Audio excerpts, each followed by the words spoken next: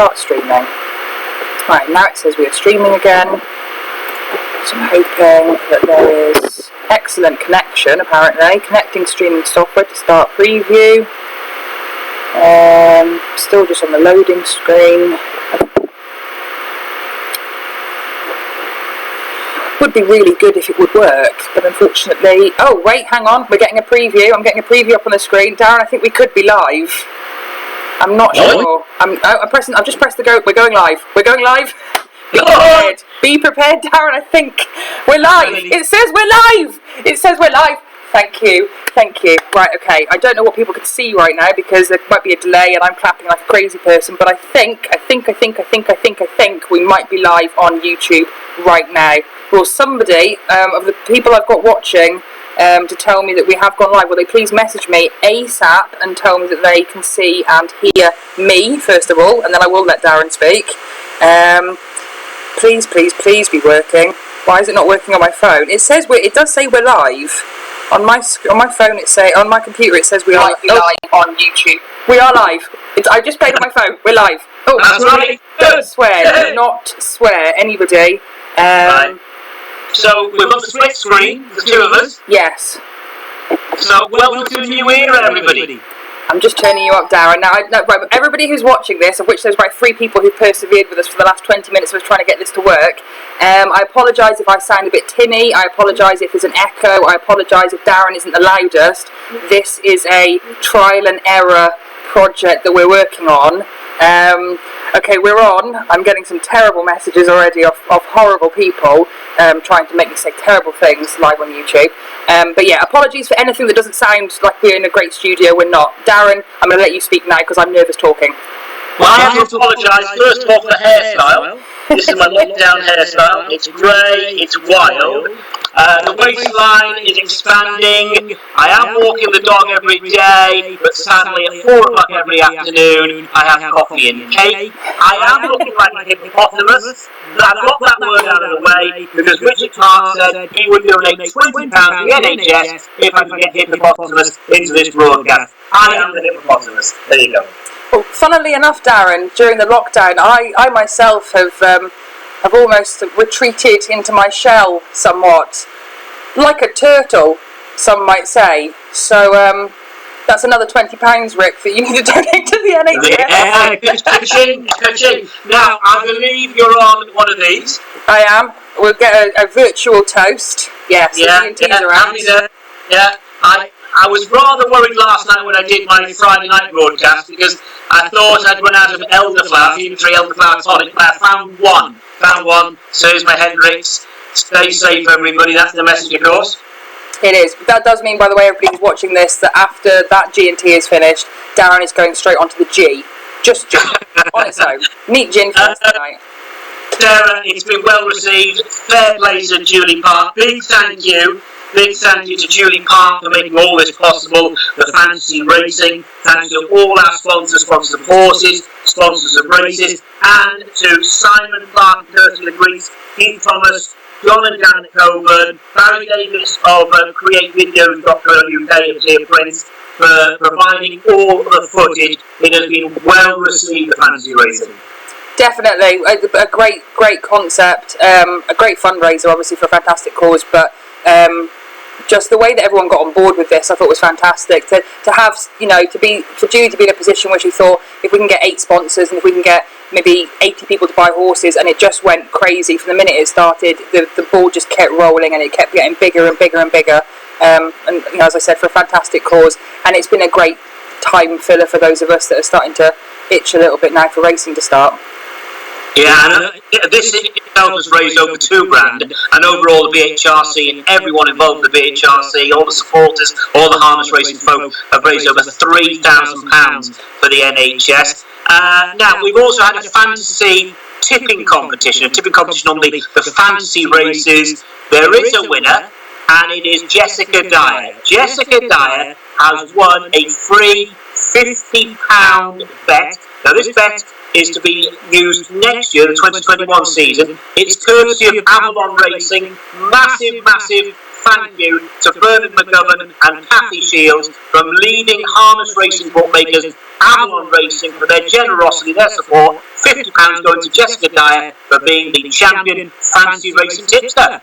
Well done, Jessica. That's no mean feat, by the way, because I tried in the early races.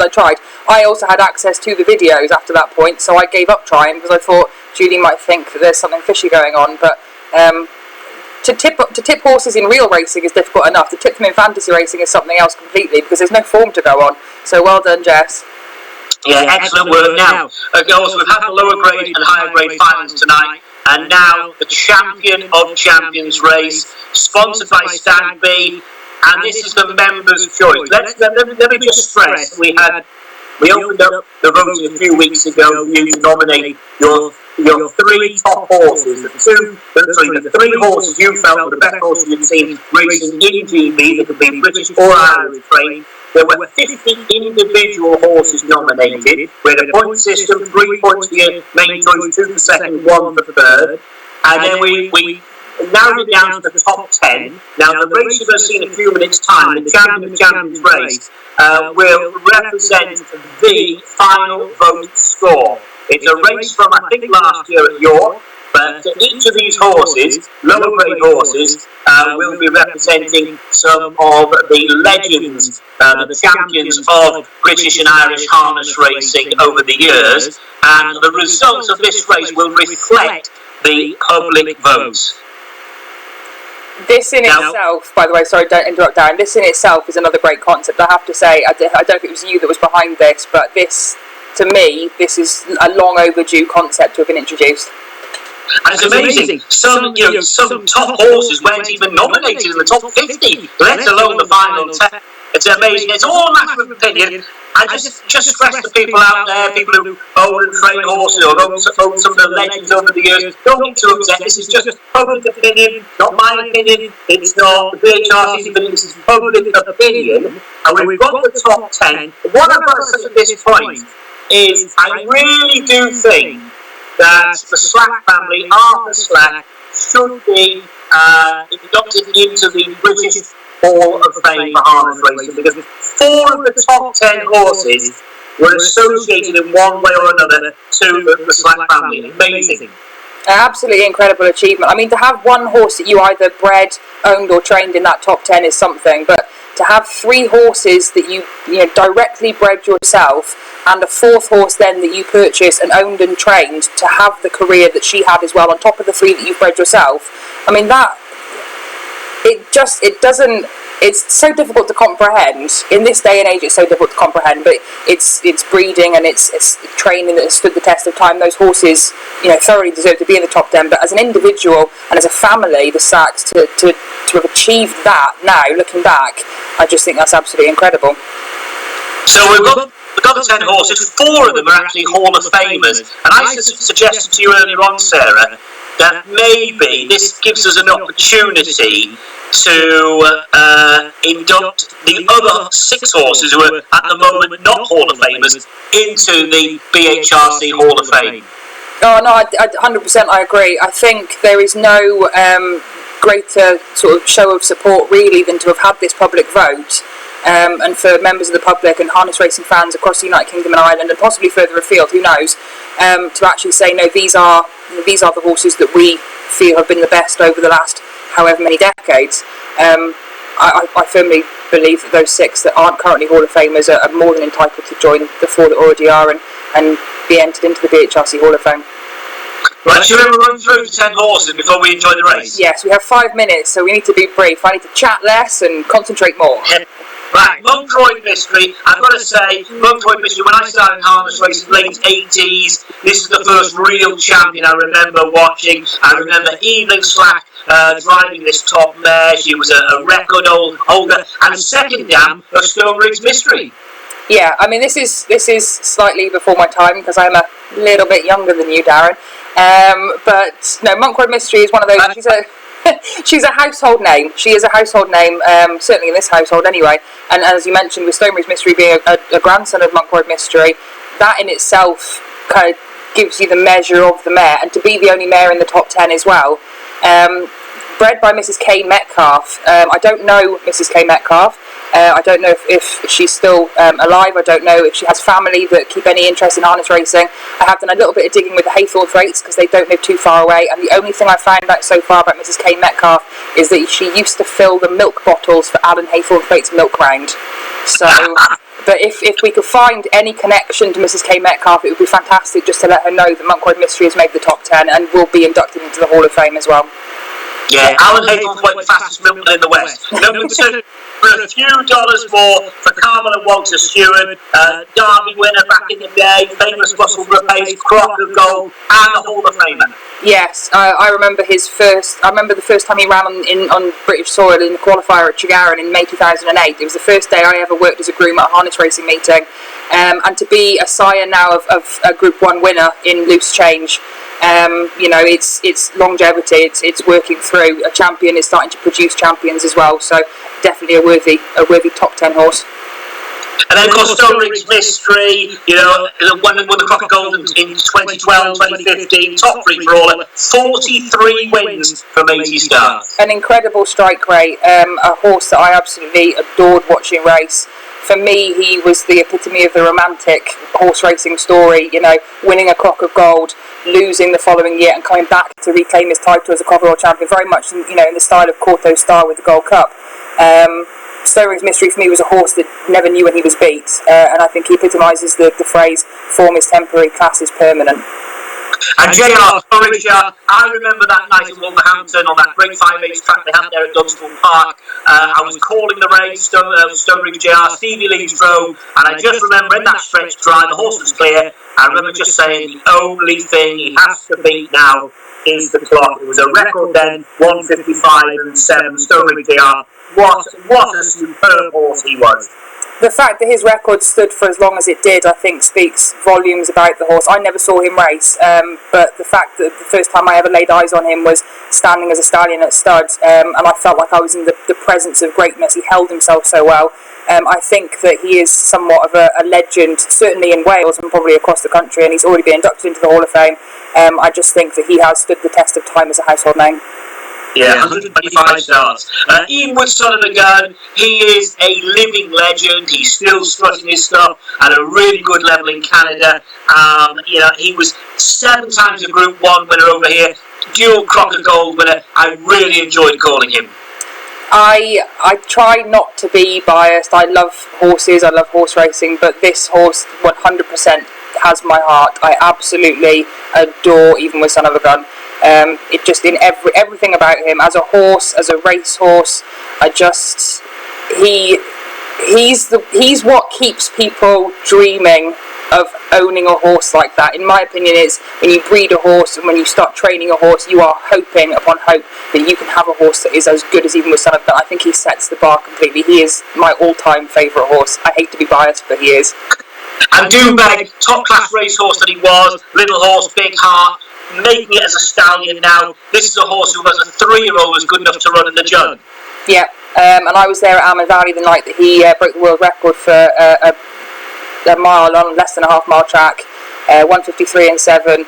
There weren't that many of us there, but that was an electric mile. It was an amazing feeling being there and actually witnessing it in the flesh. I remember standing, watching him come off the last bend, looking at the timer and saying to the person next to me, "Look at the clock." I loved Doombeg. I thought he was a great little horse. The fact that he was small made it so much a greater story, but he had the heart of a lion as well. And a great sire. He's produced some great racehorses since. Yes, 1:59.3 clock and an O'Brien winner in Canada back in the day. Miraculous, another living legend, and all credit to Miraculous, because this is a horse who's been doing it at the top level since he was a 2-year-old. Yeah, every phase of his progression, he has kept going with the same attitude and the same demeanour and the same enthusiasm and courage about it. To be a top 2-year-old, top 3-year-old, top 4-year-old, to make that jump up into free-for-all ranks, and he did that, and he did it so seamlessly, and he's continued to be able to do that. Even winning at Portmarnock last year in an electric time. He's a horse that really has stood the test of time and competed at the top the full way through his career. He's never had it easy. Missing link now. I have to ask. Fair play, John Smart. Thank you, John. Thank you, Alan Haythorpe. Thank you, Mick Lord, for information on Missing Link. Missing Link, the first to break the 2-minute mile in the UK. Yes, again, before my time, but I was actually, Mags Hodgson put a couple of bits and pieces on Facebook earlier today, a poem that had been written by Gordon Barker, which, honestly, I tried to read it out loud, and it did put a lump in my throat, and a big write-up about the day that he did go 1:59 and 9, incidentally, on the day that my parents got married in 1987. Wow. So they were obviously busy getting married while Missing Link was being the first horse to go sub 2 minutes, but back in those days, I imagine that must have had such a huge build-up around it, and for people to have witnessed that is something that has stayed with people clearly for such a long time, for that horse to then have been put into this top 10 with these other horses. Well, Crown Manhattan. Now, Crown Manhattan, of course, winner of the Willie Mill Championship back in 2008. So you could say, I suppose, the one harness race horse in British and Irish harness racing history was done in front of quite a big audience for harness racing. Yes, very much so. And for me as well, not only as a racehorse, but now having gone on as a sire to become the first horse to actually have won the Clock of Gold and produced a Clock of Gold winner in Gentleman Jim, that in itself speaks very highly of the quality of the horse that Crown Manhattan is. It's these horses that are able to race here at the highest level and have then gone on to give that will and that ability to their offspring as well. So Crown Manhattan for me, thoroughly deserving to be in the top 10 as well. And another Hall of Famer is Scooter Round, the Fell family. I've been on this horse, which I can't believe he's been retired for so many years now. A lovely photo here. 3 times Horse of the Year with the BHRC Fuel Crop winner. Again, he's for me the dual Clock of Gold winner, and I know Rachel Gilvier, obviously Rachel Fell back then, but Rachel Gilvier very well, and the whole Fell family, and he's such a well thought of and well loved horse within the family, but also on a wider level, comes from such strong racing stock as well. But again, a true champion, time and time again, to be competing at that highest level, to be, as you say, BHRC Horse of the Year 3 times as well, that in itself is such an accomplishment. So, Scoot Around, he deserves to be there. What would your choice be? Wow, my heart and my head both say Even Wood Son of a Gun. He is my all-time favourite, but I do have to say that any one of these 10 horses, if they to become the champion's champion, they are all thoroughly deserving, not only of being in the top 10, but they are all thoroughly deserving, should they be the people's champion in this race, 100%.